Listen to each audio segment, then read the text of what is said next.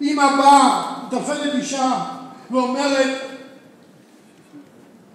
היא מוכנה, לא, יש אישה שלא נפקדה בילדים, לא עלינו, היא מוכנה לעבור ניתוחים, לעבור כל מיני השתלות וכל מיני, העיקר שיחתכו מהגוף שלה, מהבשר שלה, העיקר להביא ילד לעולם.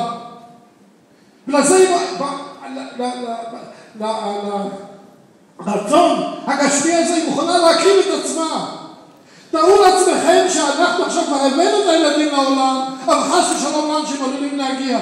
האם אנחנו לא חייבים להקריב את עצמנו בשביל זה? למסור את נפשנו בשביל זה?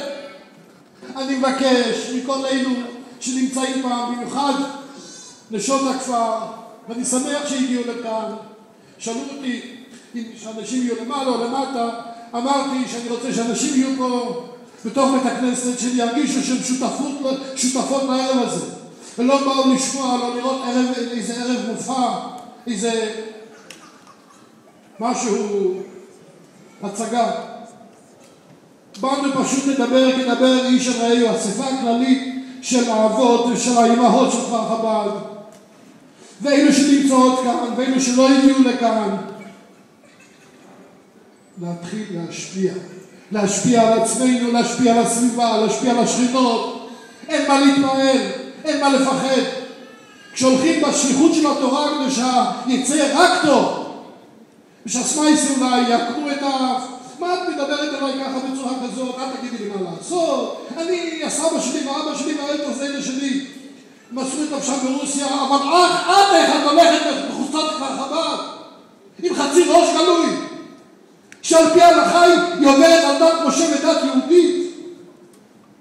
זה כפר חב"ד, זה הדלת אמות של הרבי, זה הקדושה של כפר חב"ד. אנחנו באנו פה, נשים מסרו את נפשם, הרבי מסר את נפשו להקים את כפר חב"ד, שיהיה דלת אמות של קדושה, שיהיה דלת אמות של טהרה. הוא לא רצה להקים פה סביון, לא רצה להקים פה לכל אחד שיהיה דירות בבני ערד, אבל מה? אבל מבחינה רוחנית, אני מבין, לפעמים בצרכניה, בעוד נשים, בתלבושת כפי שסיפרו לי, מה אני אעשה? אני יכול לעבוד כל היום בצרכניה ולהסתכל, אבל מותר לי להסתכל. אבל אני שומע, תעזרו לי. אם אתם שומעות, רואות, תעירו לבד.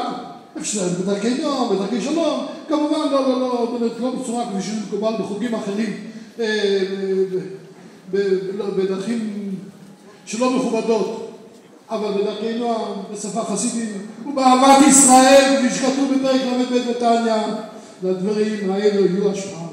ואם לפעמים זה לא עוזר, יש עוד 101 פעמים, ואם זה גם לא עוזר, אז אוספים כמה אנשים, מתייעצים ביחד. אם אני יכול, אני הקטן יכול לעזור בזה, אני יכול לעזור בזה, כי אני יודע שזה השליחות שלי, וזה החובה שלי, ואני אתן את הדין אם חס ושלום בכפר חב"ד לא יהיה כרצונו של הרבי. יש בדברים האלו הרבה מה להעריך, הרבה מה לומר, אבל רבותיי, אני שוב פעם חוזר, אני מדבר במיוחד על נשות הכפר. אם לא זכינו לצאת משליחות, אבל יש לנו שליחות בכפר חב"ד. השליחות שלנו לשמור על הקדושה ועל התורה של כפר חב"ד, ולשמור אותה בצורה חסידית. באים אליי ואומרים לי, למה שבא לדפוק על השולחן? אני עכשיו באתי לדפוק על השולחן. אבל מצד שני, אנחנו הדרכים שלנו זה לא הדרכים של תורגרתא, לא הדרכים של סאטמר, לא עם כרזות בחוצות, לא עם צעקות וצווחות. יש את הדרך שהרבי לימד אותנו בדרכי נועם, בדרכי שלום, אבל בתקיפות מתאימה. כי נדע, זה לא מדובר בשכן, זה מדובר בי. זה לא מדובר בשכינה, זה מדובר בי. כשהאדם חושב, רואה שהסכנה היא לעצמו, הוא יודע טוב מאוד איך להתגונן.